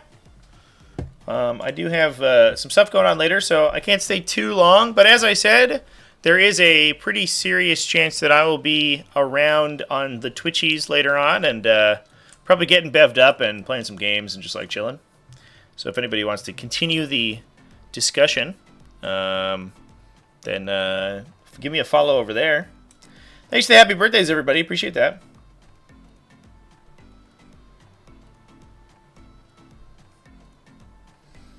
Any predictions on tomorrow's stream? Is it an announcement stream?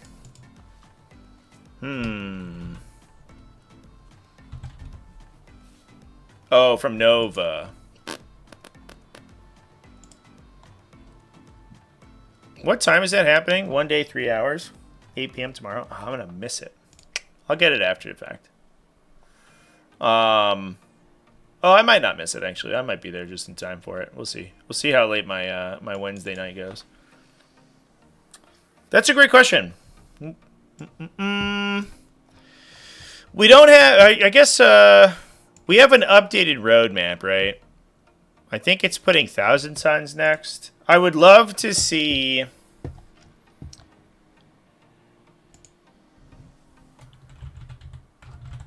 Roadrunner? What the fuck? Dawn of War roadmap. Oh, Dawn of Fire. No, this is novels. Do we have the latest Codex roadmap? I thought I saw one, but I don't pay attention to new releases that as much as I should. This is from October. Yeah, no, that's far. That's a long time ago. That's not correct.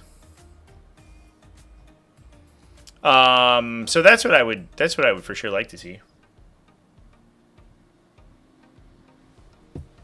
But also, I don't know. I think the eternal rumor right now is like an Emperor's Children Codex release. That would be nice at some point in the future, 6 months from now or something. I'm expecting, I don't know, some Thousand Sun stuff, new character probably. Hopefully like a Dreadnought or something big for them. They're really lacking on like heavy stuff. It's all rubric brains all the time. That would be cool. I feel like the new Kill Team edition has like eaten a lot of the small 40k like announcements that we would normally get. So I don't know if we can be like crossing our fingers for any resculpts or anything in the future.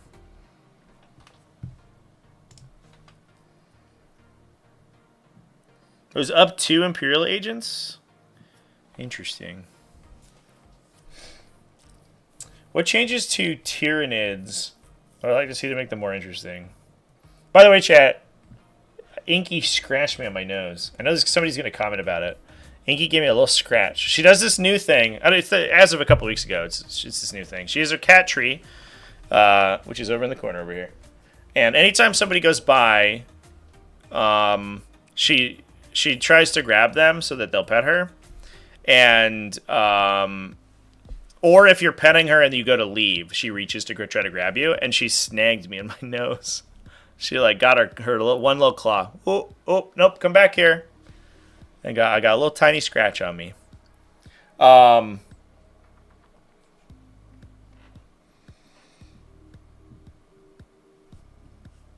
What changes would I like to see? I don't know, dude. Like, just fucking write the whole faction again, to be honest.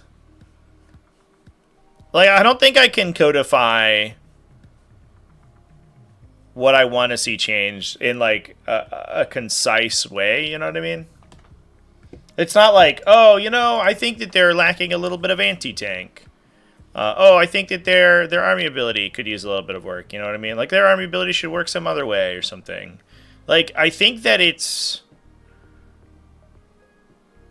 that it's like a fundamental issue. Maybe if Shadow in the Warp was like, in your command phase, choose an enemy unit, it's battle shocked. Like that might be just the way it has to be or something. Because then you actually get your battle shock combos on people. And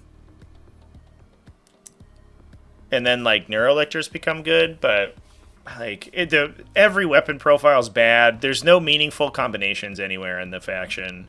Their defensive profiles are like underpowered. They just like they don't do anything to the other team. Their whole game plan is like I play this like kind of like it's this boring scoring game, and then like coin flip whether or not I actually live. And if I die, then I just lose the game. Or you could play Vanguard Onslaught and coin flip whether you go first. And if you go first, you might win. If your opponent has no infiltrators and you go first, you might win. And if you go second, you just immediately lose. Like, you might as well pack up and go home. Like, it's just I think it's if Codex, it's like fundamentally broken on a very core level.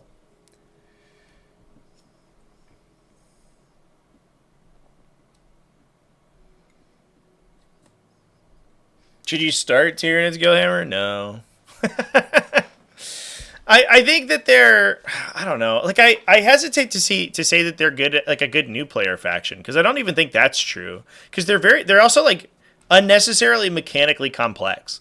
Like, why did we create a faction that's in the starter set that requires in-depth knowledge of how like battle shock sequencing works, like command phase sequencing works for your army ability to work? Like, why did we do that? Like, and also a faction that has no like punching power. Like, Space Marines It's like your army abilities, you get rerolls on stuff, and all your dudes get fucking Thunderhammers. And you're like, okay, I get it. I'm rerolling, and I have good weapon profiles. All right, I just got good profiles all around. I'm a good jack of all trades. Sweet. Tyranids are like, hey, we do a bunch of chicanery to maybe get ourselves to the same level like a below average faction is at in terms of actual hitting power. It's like, I don't know, it's just inane. Like, their list building is not very complicated, which is, I guess, a point in their favor, because they don't have any options. It's not like some armies where you're like, which of these many trillions of weapon options should I take? They're like, well, we don't have any of those. We can't even attach characters to most of our units.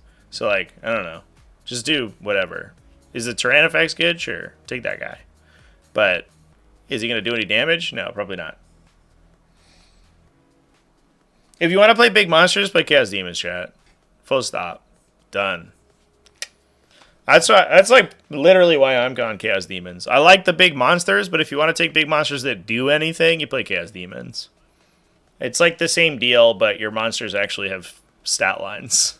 You break the AP2 barrier somehow. That army's still a little frustrating because it's like very random. But if you don't get like just annihilated by bad dice, it is a very it's a very fun army to play. It has actual agency in the game, which is like much different than Tyranids have.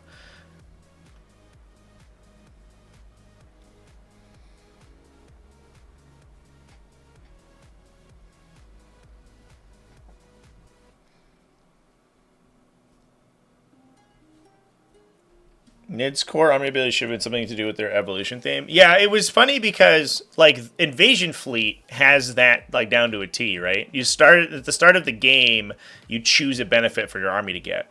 Perfect. Fits in. But, like, yeah, the Shadow and the Warp thing is just, like, bizarre. And it's a mechanical identity that they wanted to do, like, the Soulless effect, right? Is, like, this Battle Shock thing. But it just doesn't make sense. And it's like misplaced. It's weirdly misplaced because like Tyranids are like scary, but I don't know if they're scary. They're scary on like an existential level. You know what I mean? But I don't know if they're scary. They're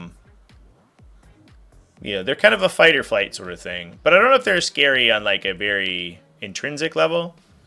Like, I don't know why Battle Shock is more of a Tyranid thematically, like, aligned ability than it is, like, Demons. Like, why isn't that the Demons ability? I don't know. Why isn't the faction that's based, like, that's constructed from human emotions and stuff that cares about the morale mechanics? Why is it the faction that just, like, shoots you with a gun and then stabs you and then eats your face? Yeah. Everything in the setting is like scary in that it'll eat you, but only a couple things are like metaphysically scary. You know what I mean? And it's weird that the stuff that's scary because it'll eat you is the stuff that gets treated with like that gets that as a mechanical theme. It just doesn't make any sense. I don't know. Invasion Fleet rule should have been the army rule. Yeah. Yeah, and like, yeah, if you want to make it like a Synapse thing where it's like Synaptic Nexus is there, like their detachment abilities that you can try to scare people, sure, all right. And then you build an identity for that detachment around that where a bunch of stuff happens once you fail Battle Shock checks and things. Cool. But like, why they try to do it as the army rule and then like just make the kind of weaken the mechanical theme of that effect is really not good. And to be honest, part of it's like first codex growing pains, especially because 10th edition was so different than previous editions where the new detachment system is such a divergence from the old army construction systems that 40k used to use. So the fact that it takes them a couple of iterations for the design team to create, like to design an army that functions well mechanically makes total sense. It sucks that it had to be Tyranids, just speaking personally, but like somebody had to fall in there. But the issue is that that's going to be their codex for at least 2 years. Like the faction's just dead. And because of the addition system, they're gonna revamp the game before these issues get addressed. So the design team never gets the opportunity to learn from this mistake because they're contractually mandated to change the core rules again before Tyranids get a reiteration. So instead of this being a thing where like, well, Tyranids suck, but the next, like, their revision of their codex is going to be really cool because they'll know what to do at that point. They're going to release 11th edition and everything's going to be scrapped. And all of that endemic game design knowledge is going to be removed. Which just fucking sucks, man. It's just, I don't know. Hopefully 12th edition Tyranids are super sick, but fuck me.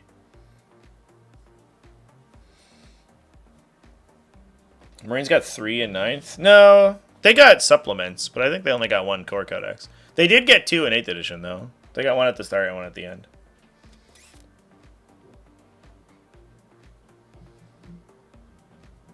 They said in the last article about the data slate that Tyranid Codex was written when they weren't sure how the edition would play out. Yeah, I think that's pretty clear, right? That's just like sort of how the design had to work. Their lead time is so long for these codexes that they don't get the opportunity to see how things play out before they release. What did Sisters get to? I think that was also 9th. Yeah, that was definitely 9th. I wasn't, or that was 8th, excuse me. That was 8th edition. I don't know if anybody's been double released since 8th edition. But 8th edition was like, that was the first time that they indexed everyone, right? That was kind of the initial test bed of that system. Where they were like, alright, we're just re-releasing every role because 7th edition's fucked so hard. And to be fair, I wasn't around at that point, so I don't have a good grasp of the mechanics. They annexed everyone in 3rd? Oh, that was before my time.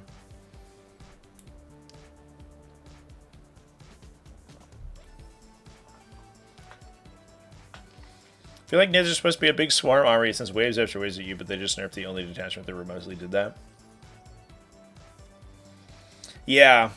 And honestly, like, swarm armies are super tough to do, at least with the ethos that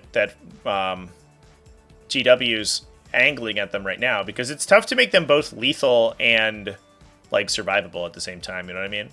Where like if you make them super hard hitting, then your opponent has to deal with a mass of bodies that is also super dangerous. If you just make them good at scoring, then like you have to be really good. Then you have to be extremely good at scoring, because otherwise your opponent just kills your whole army and nothing happens. The only army right now that really does like actually dangerous hordes is Black Templars, weirdly. And Orcs did it for a while, but they keep nerfing the horde detachments. Like they clearly don't want 40k to be a high model count game. Like, it's extremely clear that anytime there's the potential that we move to a horde meta, they nerf it instantly. And on top of the fact that they're also like constantly reducing army sizes, like every update, it has this effort to push for larger models and all this stuff. They very clearly are trying to shy away from armies that are high model count, but they keep making them. So it's like, why are you doing that? Why is Unending Swarm a thing? Just leave it at like the 60 models that Invasion Fleet brings sometimes, and then build detachments for the data sheets you actually want to support. It's so fucking wild, dude. I don't get it, man. It feels like there are existing mandates from like GW corporate that the designers are like bucking against, and we're just caught in the crossfire sometimes, you know what I mean? Gene Cult did Dangerous Hordes pretty well, but then they nerfed them like 7 ways. Genestealer Cult was insane because they existed, strong GSC in 10th edition, existed at the same time that Eldar did, pre-nerf Eldar, when they killed literally everything in the game and you couldn't draw a line of sight to them. Like, what the fuck was that? And then they nerfed Genestealer Cult, like the far and away second tier faction. Not that Genestealer Cult wasn't super busted at the start of the edition, but you compare it to the actual busted faction, and its win rate was like 10% lower, like 10 to 15% lower. And there were so many armies in the game that hard countered it, and it was the one time you could actually take large model counts and it would be good. And they were like, you know what? Eldar's fine. We're going to nerf Genestealer Cult and make their army unplayable for like 8 months. What the fuck was that? Dude, insane.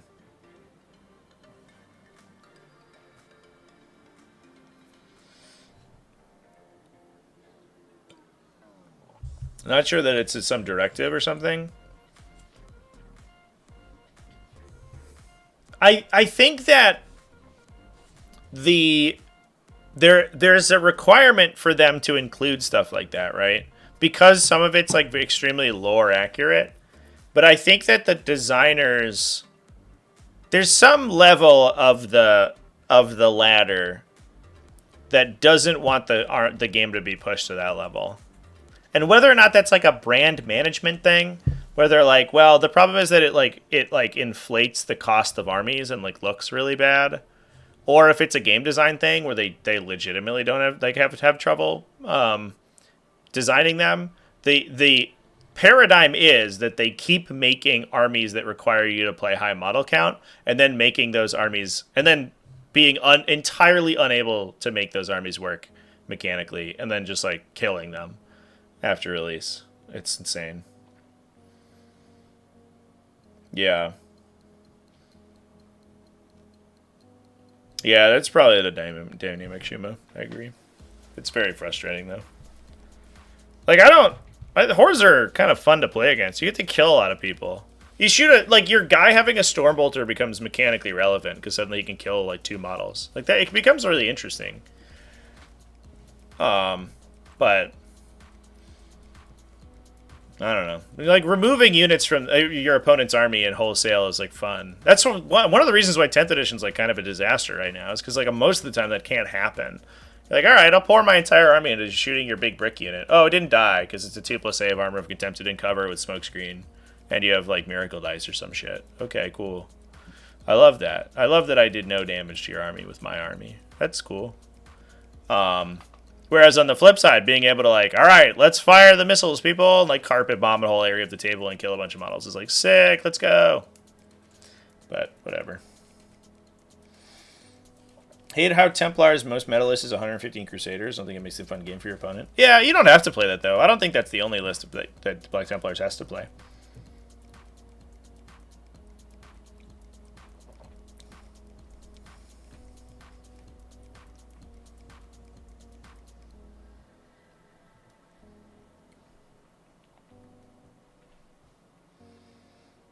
For the reason you just said. Yeah. I mean, I think it's different. It's different for hordes because, first of all, Black Templars are mostly a 4+ base save, right? Like, half their units, the Neophyte profile, which is much easier to kill. Plus, a lot of times you can hit different units. It's, like, harder to present only a single thing for your opponent to attack because your threat ranges aren't that super long, right? And your toughness value is so much lower that most of your opponent's attacks are still relevant, right? You might be taking like an Armor of Contempted 3-up save and cover, but that caps it of 3, and your opponent can force a lot of them, so you'll still lose models, right? The issue is when you hit like Paragon Warsuits or some shit, where it's like T7, you also have an Invuln save, and you also have Miracle Dice, and your base save is higher, so like your AP0 stuff that just gets blanked. That's where things get like degenerate. I don't know if the big huge like the 20 model bricks are as big of a problem, but I do think it is still a problem that the edition is so defensive. I think they've skewed too hard in the direction of things being defensive. Things get covered too easily right now, and they gave out Armor of Contempt like candy. They gave out they basically gave everyone +2 to their armor saves, or at least like half the game +2 to their armor saves, while all at the same time reducing average AP values by 1. So you end up being 2 to 3 pips higher on your saving characteristic than you were last edition, which was not great. There's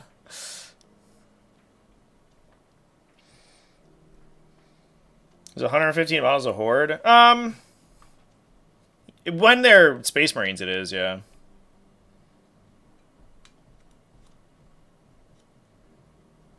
Like.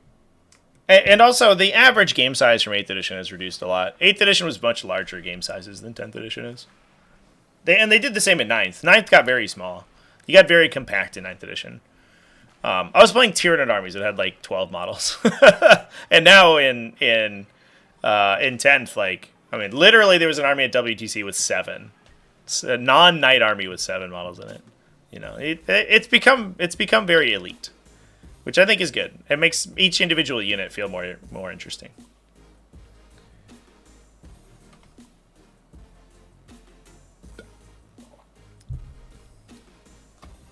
Yeah, I think the difference is that, like, 10th edition was about maneuver warfare, or excuse me, 9th edition was about, like, maneuver warfare and like, playing a peace trading game, whereas 10th edition is about, like, just, like, sort of dry humping your opponent for a while until the game's over. And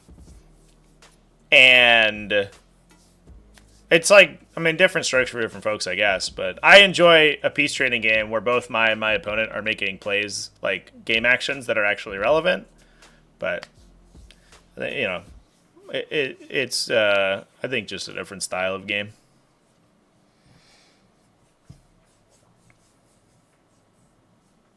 The only game of 10th edition you played was 8 models on your side? Yeah, exactly.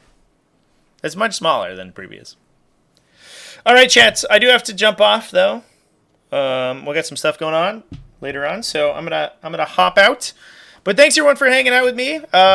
Probably, unless I fall asleep or get, like, violently drunk, I will probably be live playing some games over on the Twitchies later on. I would say in about 2 hours or so, most likely.